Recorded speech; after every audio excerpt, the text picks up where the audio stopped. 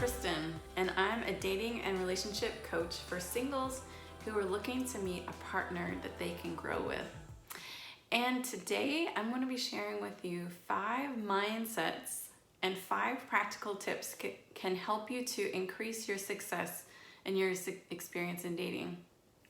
So maybe you've been out there and you're finding that even in spite of all the effort that you're putting out, you're not finding good matches, or you're finding people that are interested in you and you not in them, or vice versa.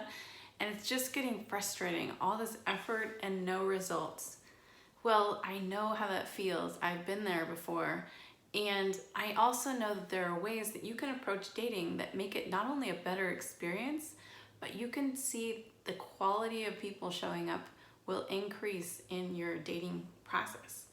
So I wanted to share with you 5 mindsets today first, because so often it's not just what we do in the dating process, it's how we're showing up in our mindset, in our belief system, and our feelings, and how we are being with the other person. So here are 5 things that I wanted to share that are something that you can think about and evaluate for yourself.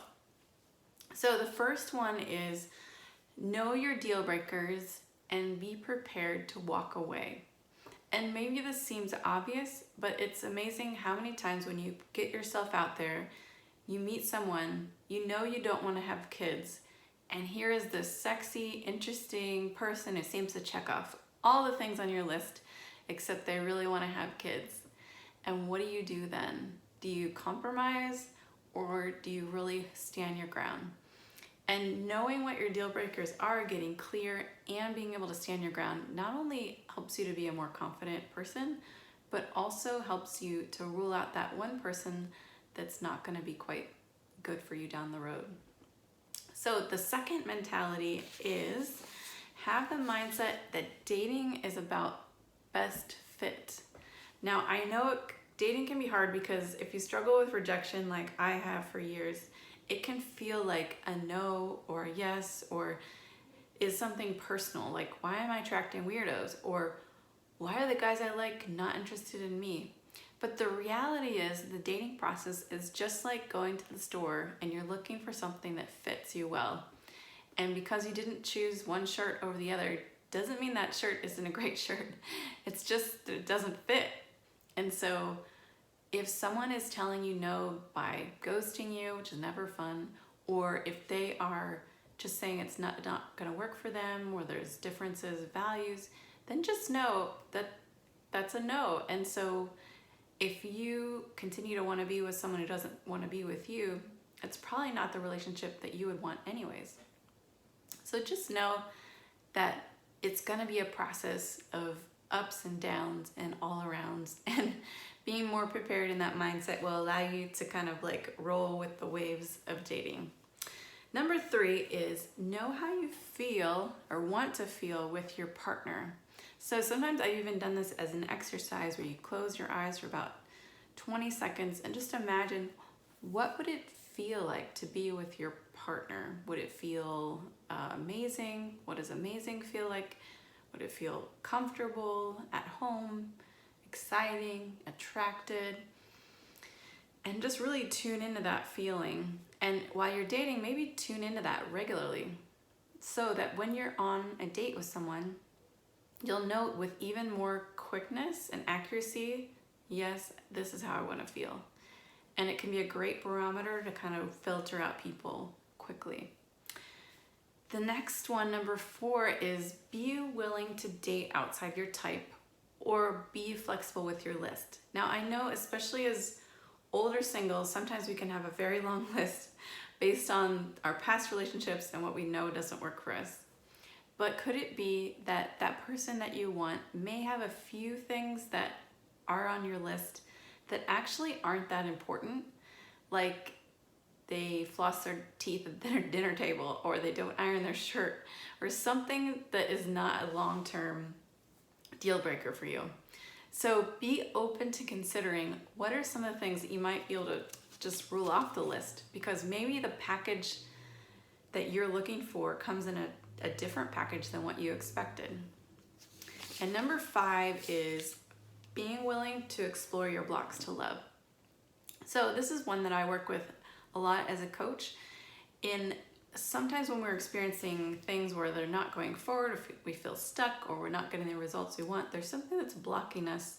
Maybe a past wound from a relationship, unresolved bitterness, unforgiveness.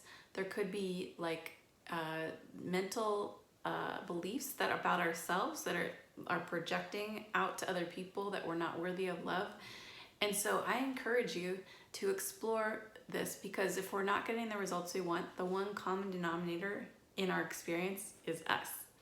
And so it's a super brave thing to do, to explore that with another person, whether it's a coach, a counselor, whether it's a class you want to take, and get a third party perspective on maybe how you're showing up in dating. It could be different than what you thought.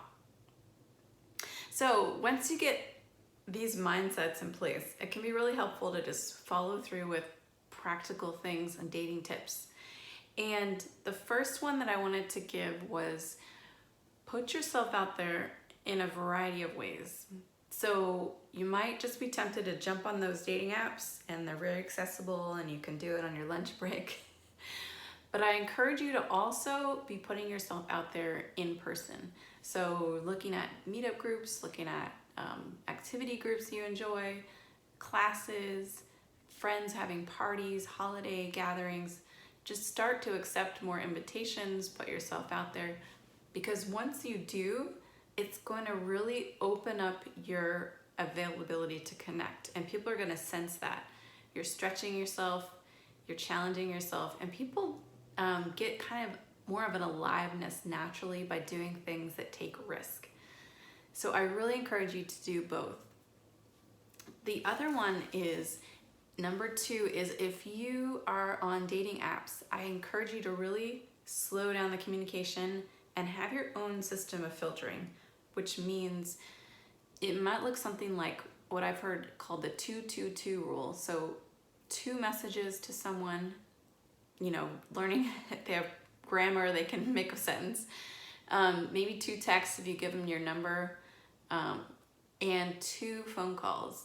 And what this does is you really start to develop intrigue, curiosity. You see who the person is, you hear their voice, you develop more interest to talk about. And so by the time they ask you on a date or you ask them, there is a basis of interest that is more than just a, hey, what are you doing? Let's go out.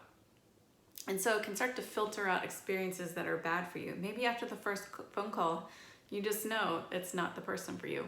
And that's really success in filtering out people sooner than later. And the next one, number 3, is know your boundaries and communicate them early on. So it can be really tempting when you're dating someone and you want to just be accommodating or easy. And the thing is, you are not showing up authentically as yourself from the beginning. So it's important, even in the areas of like on a date, like when you have to leave, timing, boundaries, or if they say something offensive or a physical boundary, whatever it is, in a kind way, say, I don't feel good when I experience this, or whatever it is. Find a way to express your boundaries, because it's going to rule out people that are not respecting you from the very beginning. And that's good information to have. So number 4, if you feel for sure that a person isn't a good fit on the first date, you can tell sometimes right away. Maybe they're rude, maybe they're super late, maybe they did something that just no attraction. Feel free to bring that date to a quick close. Especially if you're women or men, you feel threatened or something is not quite right, just go ahead and close the date. Or if you just know it's not a match, maybe you have that coffee, you thank them, and you know that was a good success, because now you know that's one less person you have to give a shot to. So number 5, lastly, is on the opposite. If you are interested in some level, try to be open to going out with them again. So if you know that maybe there wasn't like fireworks going off with chemistry, but there's some interest. You like how they talked, they engaged you, you felt good and safe with that person. There is some potential for kissing them.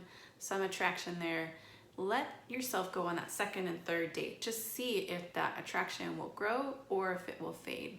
And that can give you more options to someone that you may have ruled out quickly because there weren't fireworks, but you might find in time that they actually develop and grow on you in their character over time. So I hope that this has been helpful for you. I know it can be so challenging to date sometimes, and it can be important for us to explore how we're showing up so that we can not only attract better people, we can also filter out the people that are not for us quicker, we can save time, and we can get closer faster to that person that's going to be an awesome partner for you in your journey in this life. So that is my desire. I hope that you can find someone that you feel alive with and that you feel inspired and more able to meet your life's purpose. So if you find that you would like help on this journey, I am open to talk. You can find me at my social media down below. And if you like this video and want to hear more, subscribe to my channel. And I wish you much love, my friends. Until next time, this is Kristen.